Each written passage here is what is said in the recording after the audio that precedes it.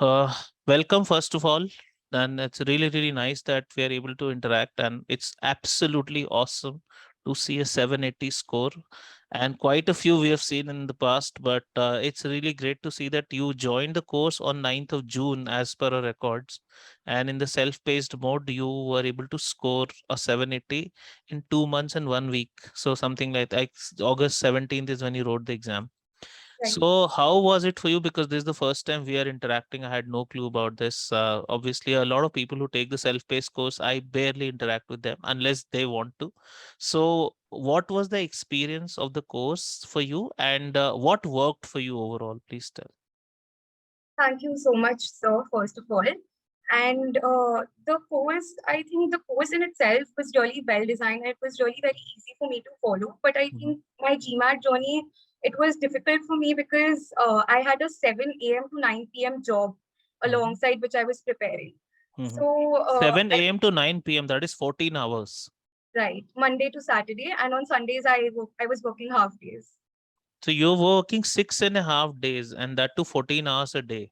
And Right. then also you could do it in 2 months and 1 week. So that is 9 weeks in a way. That is phenomenal. That's great. So please tell us about your journey. Yes, please. Yeah, so I think because I was on a very stringent timeline, I had Mhm. already decided that I need to complete this by August end somehow.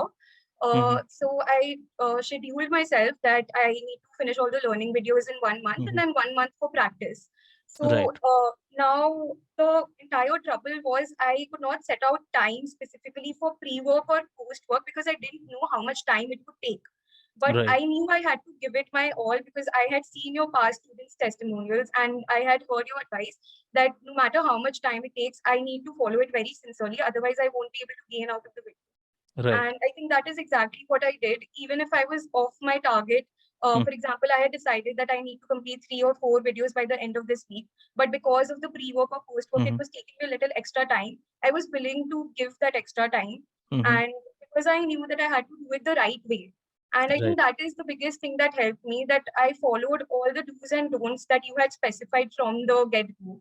That no matter how much time it takes at the beginning, don't time yourself even if it Mm. takes like 2 3 days just to finish one piece of pre-work or post-work. Mhm. I was willing to give that despite like my stringent timeline. So you So were very clear that I'll not compromise on the quality of learning. I might not solve as many questions later once I get it. I think that is what you're saying. Okay, right, great. Yeah. exactly.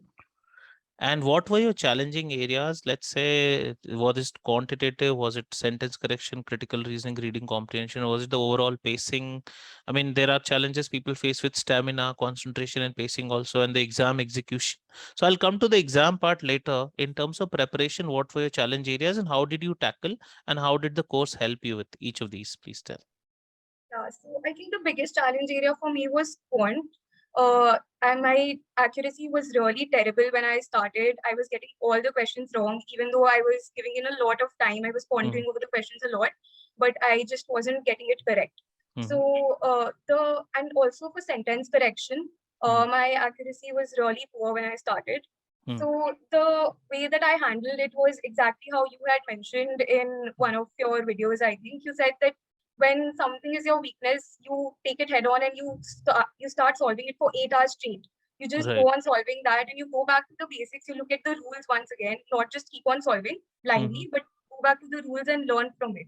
See where you're going wrong. So I think that is exactly what I did. I solved all those weak areas. I kept on solving it for 1 2 days straight. And by the end of it, it really just became my favorite topic. And I was like, bring this on. Right. So The it was math pretty and SC easy. both, you mean? Yeah. And what were your challenges, if at all, with CR and RC? Please tell. So RC was my comfort zone from the Mm. beginning. I think my accuracy was good there. Mm. For CR, I had a little bit of trouble, especially with the strengthened sort of questions and assumption questions. And Mhm. assumption was the most critical of it all. Mhm. So I think again I followed the same technique. I just kept on solving CR questions straight from the CR 700, 800 level Mhm. questions PDF, and I went back to all the techniques, and I realized that it had to come to me naturally. I Mm. was really sort of taking it very seriously that I had to apply this. I was trying to apply it very consciously at the beginning. So I But think that, what worked for you in this case, Sejal, is that you were so clear that I have to imbibe this style of thinking only and not let my intuition probably take over. And right, is that correct? That rather than solve too many questions blindly, you want it to be right by the process of it, correct, correct. Yes. right? And please tell us your mock experiences if you've taken any, and what the scores were like. What were you even, just before the exam, what were the challenges or worries or something, and how the exam experience was. Did you find anything unusual? Step by step. So, first, I mean, let's say a week or two before, how many mocks did you write? What were your anxiety issues, if at all? And then the actual experience. Yeah. Yeah. So overall, I think I had written 6 mocks, Hmm. and just a week before, I think 1 week earlier, I had taken 2 mocks and probably 3 to 4 sectionals overall, including both Hmm. quant and verbal. Right. And my performance was not great in those last few mocks, and Hmm. I was really actually worried Hmm. that I'm not performing well and I don't know how I'll do on the actual Hmm. test day. Hmm.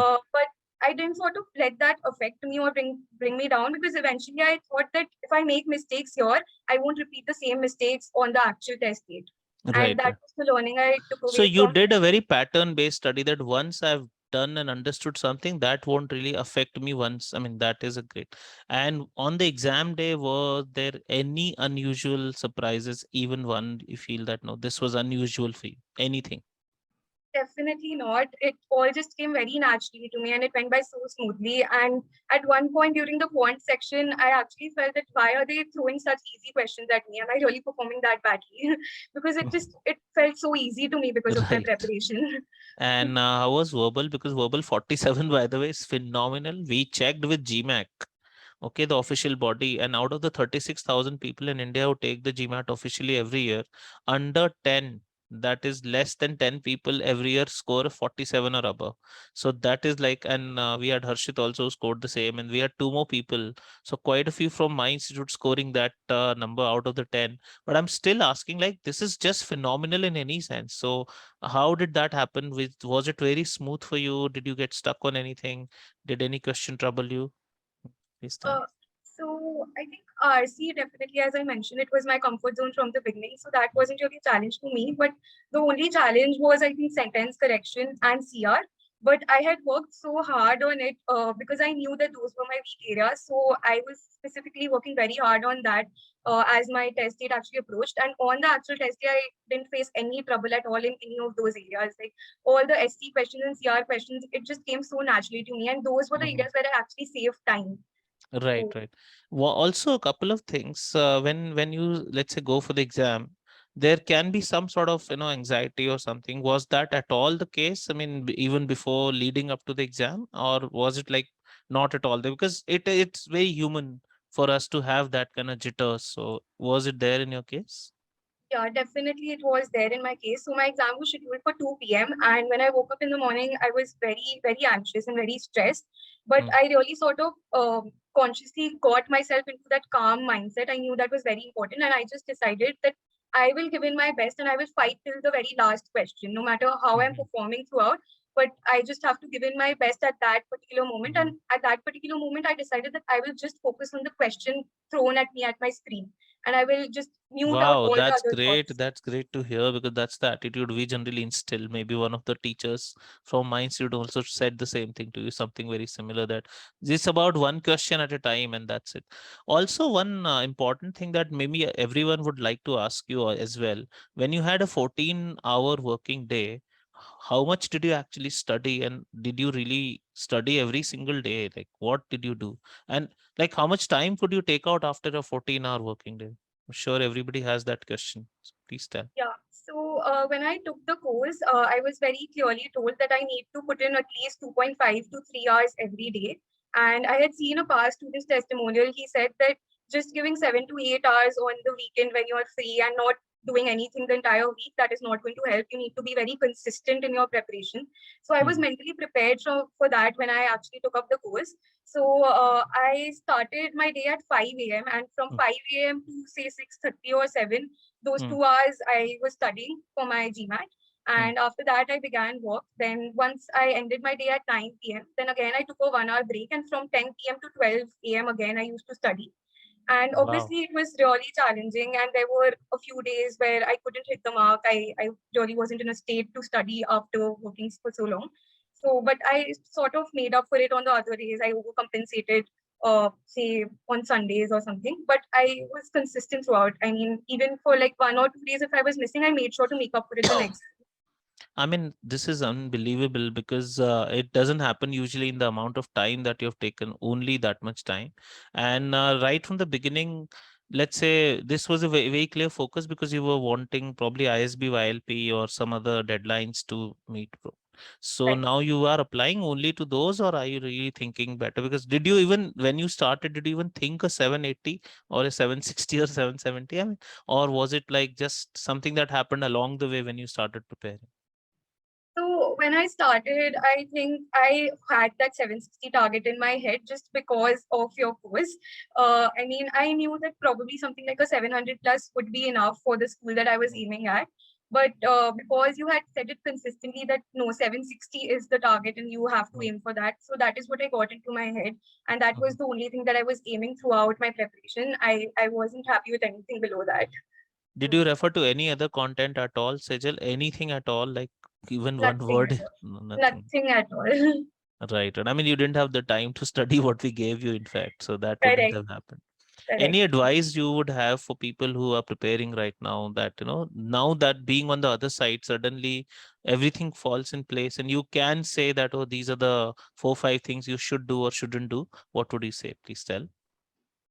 So I think firstly that to definitely follow all the advice that sir has given out in all the videos and all the testimonials that the students have spoken about, the things that have worked. So they genuinely do work. For example, the pre-work and post-work things that I mentioned, it was really difficult for me because I wasn't hitting my targets and that stress was sort of building up that I am not meeting my targets. But I knew Mhm. that this is the only way to do it and I had to stick to the process. It was a very Right. structured course, and if I don't follow it, then I am not getting anything out of it. I'm not making the most out of it. So Right. that would be my biggest advice, that do all the pre-work and post-work very sincerely. And I think even if your performance in mocks or sectionals is not going well, just take it in a positive light that if you're making this mistake now, you won't repeat it on your actual test date. So instead of stressing about it, just learn from it, I would say.